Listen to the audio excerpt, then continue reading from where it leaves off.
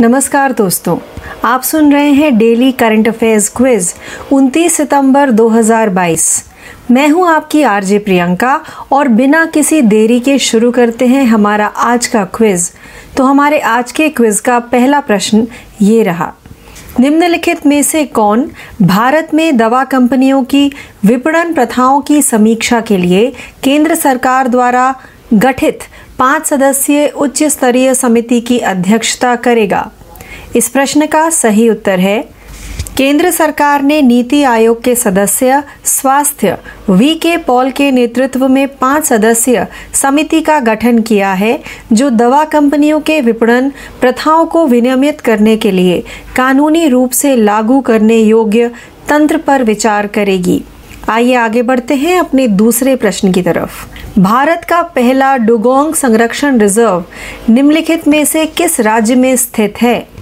इस प्रश्न का सही उत्तर है राज्य सरकार ने कहा कि देश का पहला डुगोंग संरक्षण रिजर्व तमिलनाडु में अधिसूचित किया गया है। आइए बढ़ते हैं अपने तीसरे प्रश्न की तरफ। भारत का पहला ऑटो इंडेक्स फंड निम्नलिखित में से किस म्यूचुअल फंड कंपनी द्वारा लॉन्च किया गया था?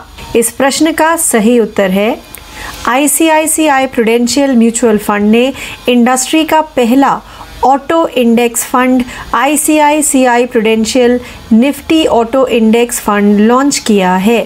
आइए बढ़ते हैं प्रश्न 4 की तरफ। किस लाइफ इंश्योरेंस कंपनी ने भारतीय क्रिकेटर रोहित शर्मा और उनकी पत्नी रितिका सजदेव को अपना ब्रांड एम्बेसडर नियुक्त किया? इस प्रश्न का सही उत्तर है मैक्स लाइफ इंश्योरेंस ने भारतीय पुरुष क्रिकेट टीम के कप्तान रोहित शर्मा और उनकी पत्नी रितिका सजदेव को 2 साल के साझेदारी समझौते के तहत अपने नए ब्रांड एम्बेसडर के रूप में घोषित किया है। आइए बढ़ते हैं प्रश्न 5 की तरफ। निम्नलिखित में से कौन सा शहर अगले साल भारत की पहली मोटो जीपी विश्व चैंपियनशिप रेस की मेजबानी करेगा, जिसका नाम ग्रैंड प्रिक्स ऑफ भारत है?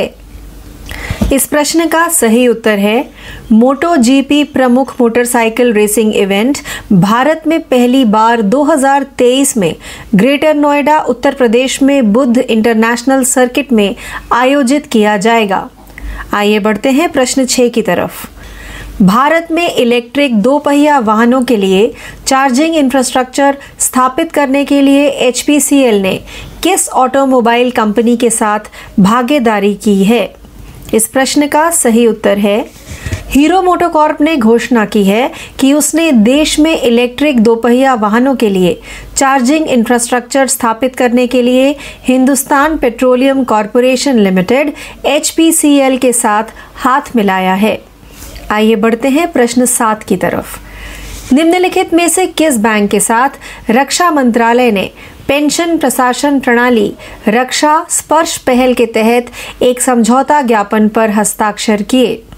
इस प्रश्न का सही उत्तर है रक्षा मंत्रालय ने देश भर में 17 लाख रक्षा पेंशन भोगियों को कवर करने के उद्देश्य से स्पर्श पहल के तहत बैंक ऑफ बड़ौदा और HDFC बैंक के साथ एक समझौता ज्ञापन पर हस्ताक्षर किए हैं। आइए बढ़ते हैं प्रश्न 8 की तरफ। अंतर्राष्ट्रीय सांकेतिक भाषा दिवस कब मनाया गया? संयुक्त राष्ट्र महासभा ने 23 सितंबर को सांकेतिक भाषा के महत्व के बारे में जागरूकता बढ़ाने के लिए अंतर्राष्ट्रीय सांकेतिक भाषा दिवस के रूप में घोषित किया है। आइए बढ़ते हैं प्रश्न 9 की तरफ। 2 डाइविंग सपोर्ट वेसल्स DSVs का नाम क्या है, जिन्हें हाल ही में भारतीय नौसेना द्वारा लॉन्च किया गया था? इस प्रश्न का सही उत्तर है हाल ही में विशाखापट्टनम में भारतीय नौसेना द्वारा 2 स्वदेशी डिजाइन और निर्मित डाइविंग सपोर्ट वेसल्स DSVs निस्तर और निपुण लॉन्च किए गए थे। आइए बढ़ते हैं अपने 10वें व अंतिम प्रश्न की तरफ। हाल ही में ICC T20 रैंकिंग में किस भारतीय बल्लेबाज ने पाकिस्तान के कप्तान बाबर आजम को पीछे छोड़ दिया है?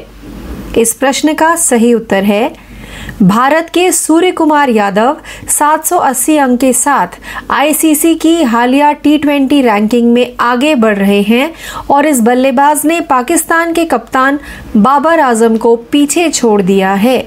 तो इस प्रश्न के साथ ही हमारा आज का डेली करंट अफेयर्स क्विज 29 सितंबर 2022 यहीं समाप्त होता है। ज़्यादा जानकारी के लिए जुड़े रहिए। मैं हूं आपकी आरजे प्रियंका। धन्यवाद।